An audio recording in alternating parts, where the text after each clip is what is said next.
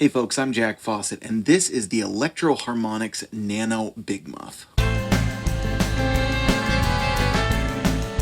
This is the classic fuzz distortion. This is one of the most classic effects ever. If you're not familiar with it, it's a legendary tone that has been used by loads of famous artists in many different styles. So you know it has richness, quality, and versatility just based on the vast number of artists who have used it. Now, the literature, it's funny, the literature says known for being used by Jimi Hendrix and Carlos Santana, as well as David Gilmour. Well, David Gilmour definitely used one. He's one of the most famous users. Hendrix and Santana, that's all legend. Hendrix's legend, I don't know that anyone's really sure whether or not he used it. I believe Mike Matthews gave him one, designed it with him in mind. The circuit in its early days was licensed out to other companies to produce, like Guild, and it was called the Foxey Fuzz. Of course, that's a reference to Jimi Hendrix. That would have been the early iteration of the Big Muff before it became the Electro-Harmonix version. The originals were called the Triangle Big Muff because the knobs were in the shape of a triangle as opposed to straight across like later ones. And these old ones came in these big boxes, right? They were these, massive, and it was a big pedal, and it was big tone, and it was just really revolutionary for its time, especially compared with some of the other fuzz pedals that had been out on the market. Now, I believe in the original manual there was a Carlos Santana setting. I am also not positive that Carlos Santana has ever officially used one. I'm sure he's used them over the years at different times, but I don't know that he officially used one. But that kind of quest for more sustain and richness and the sort of cello-like richness of a sound has kind of always been associated with this pedal. Now, one of the first famous users, of course, would have been David Gilmour. He used the iteration that's known now as the Ram's Head one, which had the little kind of electro-harmonic face down in the corner, and it had the red letters in the silver box. The Ram's Head was also known to be used by Jay Mascis. Later ones that were based on an op amp were used by Billy Corgan of the Smashing Pumpkins. Loads of other artists who have used them. This one is based off of the modern iteration of the Big Muff circuit. This is like a smaller version of the current production model that also comes in the big box. Now, I love the big box ones. Again, big pedal, big tone. There's something about it that's just psychologically it's powerful.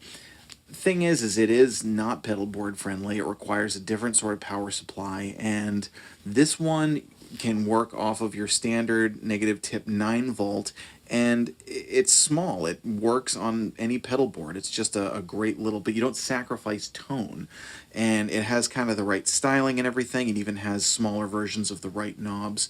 It's surprisingly articulate and surprisingly quiet for what I was expecting. A lot of times, a lot of big muffs in various circuits can sound like this kind of wall of gain, and they're also notoriously noisy, especially, at stage volume and turning the sustain up. This one ran a little quieter than I expected, and again, it wasn't just that wall of sound. There was some nice note articulation that you could get plugging in different pickups and all kinds of different settings and things, as opposed to it just completely blanketing your tone. So I was pleasantly surprised with the quality of this, and I don't know that I really should have been, because Electro-Harmonix I've never had any kind of issues with. They make good pedals. They're inexpensive, but they're very good pedals, and certainly revolutionary tone company when it comes to the history of guitar effects. So you've just heard it with a PRS CE24 Semi Hollow. I was using that on single coil mode, splitting the humbuckers. And if you couldn't tell from the playing in the intro, using that with the delay, my favorite Big Muff user is David Gilmour. That's the tone that I associated with. Again, he was famous for using the Ram's Head circuit. If you're not too particular down to the points, this one can really get some cool Gilmour-inspired tones. This is really a very solid Big Muff that kind of covers a lot. It really encapsulates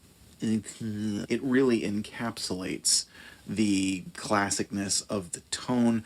There are other versions if you want to get one that's more specific. They make small version of the triangle. They make a small version of the ram's head. They make a small version of the Smashing Pumpkins circuit, among others. The other famous ones would have been some Russian-made ones. There was a green Russian one. There was a black Russian one. But this one is really a great option to give you kind of all-encompassing one. It sounds great. It works great. It's not too expensive. Really impressed with this pedal.